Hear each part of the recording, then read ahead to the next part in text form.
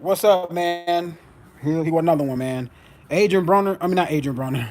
My God, I just did an Adrian Broner video. LeBron James has come out and said he's the GOAT. He's the best basketball player of all times.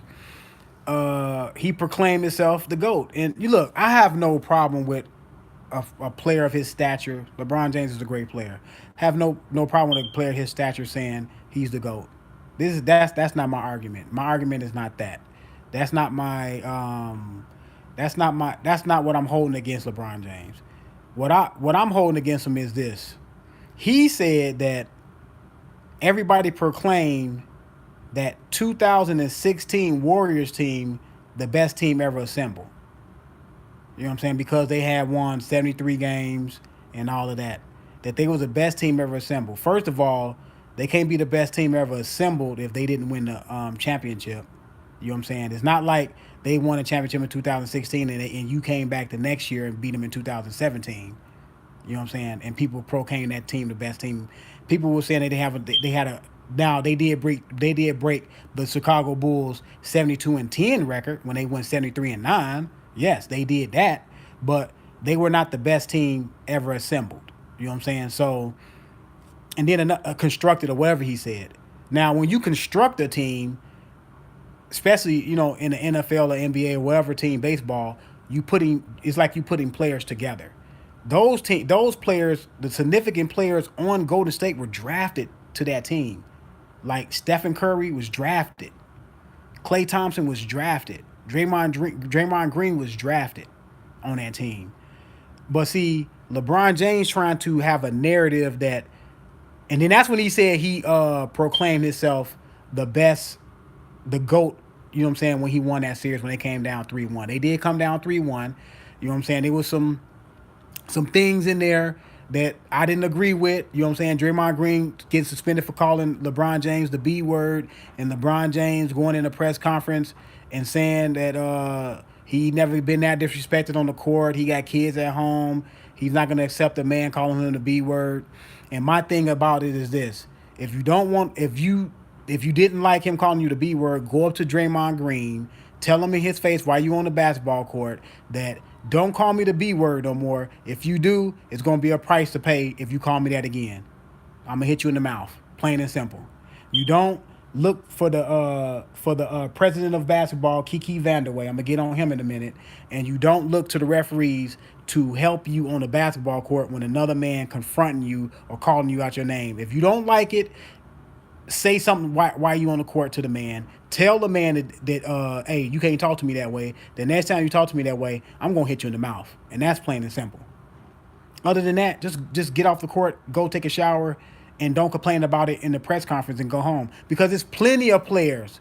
It's plenty of chatter that goes on the NBA football field, on the baseball diamond, in the hockey rink, on the football field. A lot of chatter goes on between players, and players talk trash to players all the time. So that man calling you whatever he called you, the B word or whatever, I'm pretty sure people called you stuff before. You know what I'm saying? So it wasn't nothing new. It was just the fact that y'all was in the NBA Finals. You seen a window of opportunity to possibly get that man reprimanded. Now, I wouldn't personally, Kiki Vandeweghe, with a name like that anyway, I wouldn't personally suspend it Draymond Green on NBA Finals. That's the NBA Finals, man. You should have. Now you can give him a heavy fine. In that case, you got to start giving a lot of players heavy fines for calling players out on, out of their name, on the basketball court. How many other players are you gonna give fines to? They said that Kiki Vandeweghe, the fact that he was at the game and he heard it all the way in the stands. I don't care. Plain and simple. You should.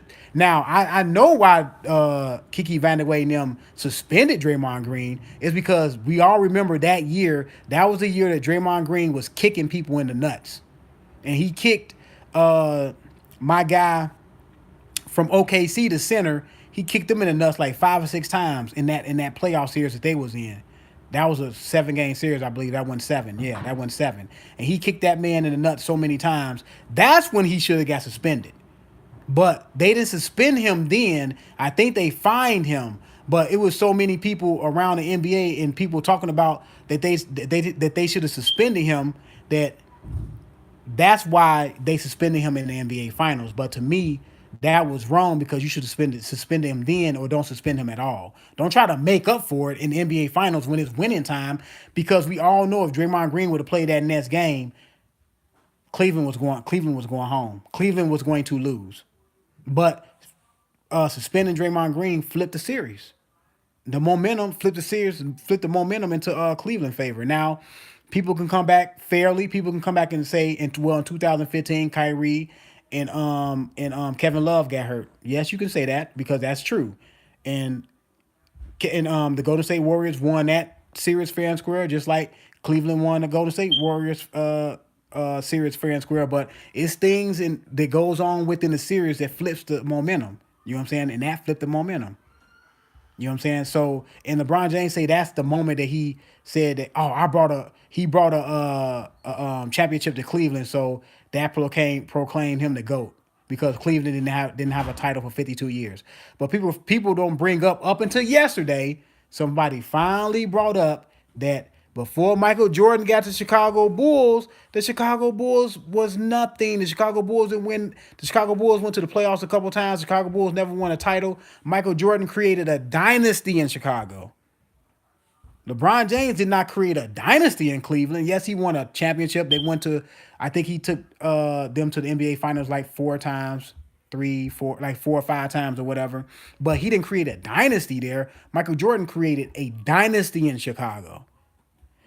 So if LeBron James brought one title to Cleveland, their first title to the Cleveland Cavaliers, and that proclaimed him the GOAT, what the hell do you proclaim Michael Jordan that brought 6 titles to the Bulls who did not win a title before he got there? So what do you?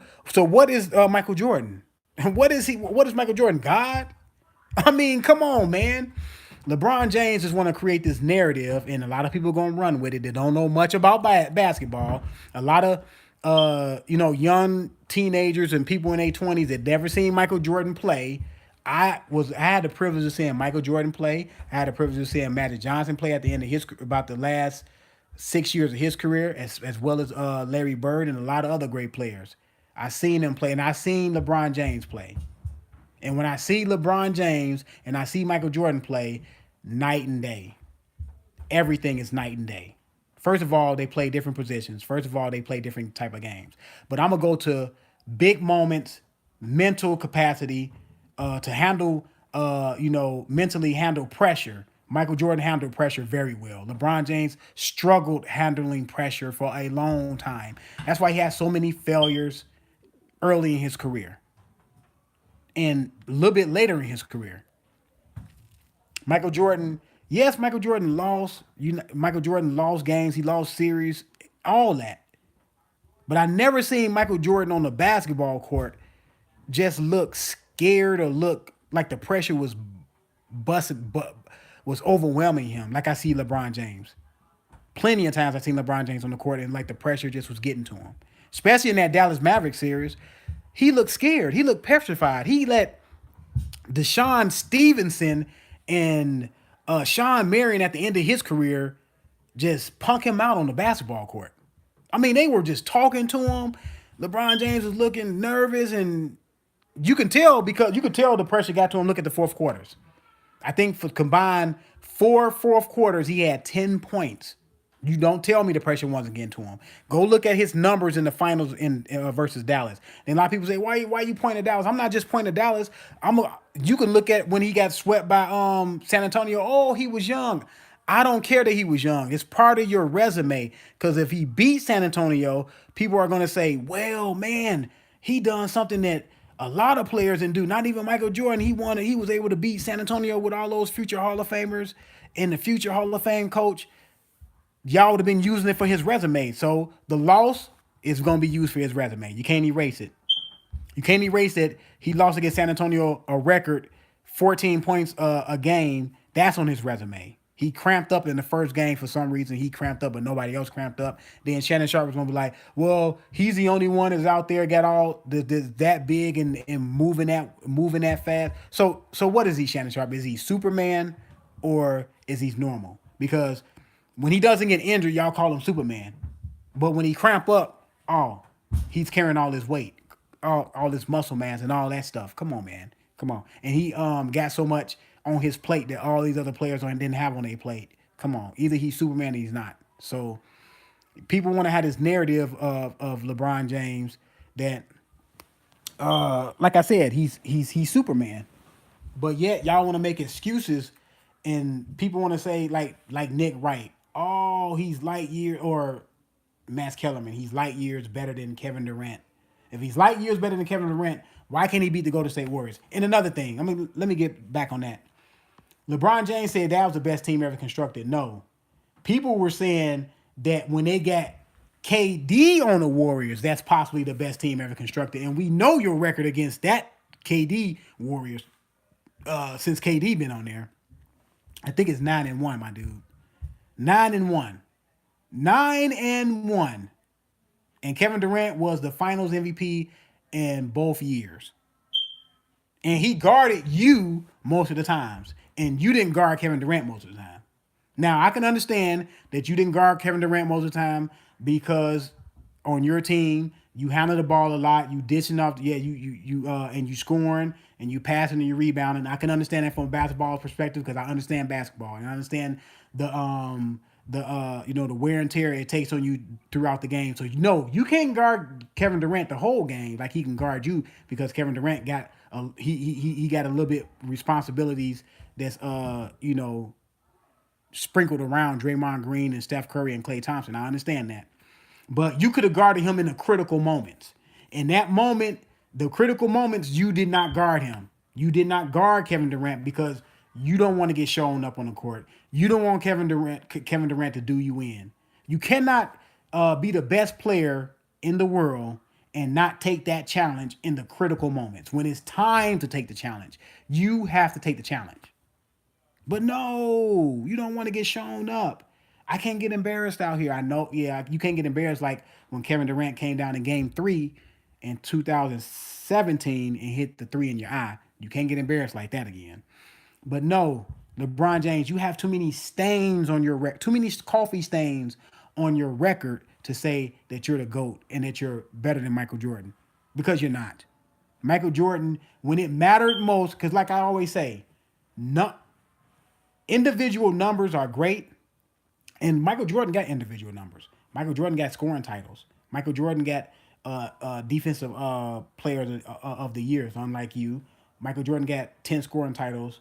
You got 1. Michael Jordan got steal titles. I don't believe you got any. You know what I'm saying? Michael Jordan got MVP, more MVPs than you, more Finals MVPs than you. You know what I'm saying? So aside from that, Michael Jordan in the biggest when the biggest moments happen, when all the chips are on the table, and it's winning time, and it's time to win the championship, and people always say, "Well, y'all gonna say?" He said, "Yeah, because he's 6-0 because that's perfect. He doesn't have one coffee stain on his record." LeBron James, you have coffee stains all over the map, man. You have tied Michael Jordan in final losses as Michael Jordan got wins. You're not even 5. Now, look, I see if you was at least 500 in the finals, you're 3 games under 500. Mr. LeBron James, let me say it again. You're 3 games under 500 in the finals. And that's not my only argument that Michael Jordan is 6-0 in the finals, because I have plenty of other arguments. I don't even have to use Michael Jordan 6-0 in the finals against LeBron James to explain to people why Michael Jordan is better than LeBron James. I got plenty of videos out there. Y'all got to go back in my archives and look at my videos when I talk about LeBron James versus Michael Jordan. I don't even have to talk about the 6 finals, but that's like dropping the mic. Talking about the 6 finals, 6-0, that's dropping the mic. And LeBron James is in the, I think he was on More Than a Basketball Player, that segment, or one of those segments he has. And he's sitting around people that agree with him. Nobody in that room challenged him on the fact that he called himself the GOAT. Get in a form. I want to see LeBron James get in a form where people can challenge him and he can make rebuttals why he's the GOAT. That's what I want to see from LeBron James. I don't want to see you in a room with everybody agreeing with everybody. Men that that walk together and agree with each other on the same thing, you can't learn anything. You can't advance mentally. You can't, advance your mental capacity if y'all agree on everything. You know what I'm saying? I don't. I have friends. I have people I'm close to. I don't agree everything that they do or everything that they say. That vice versa.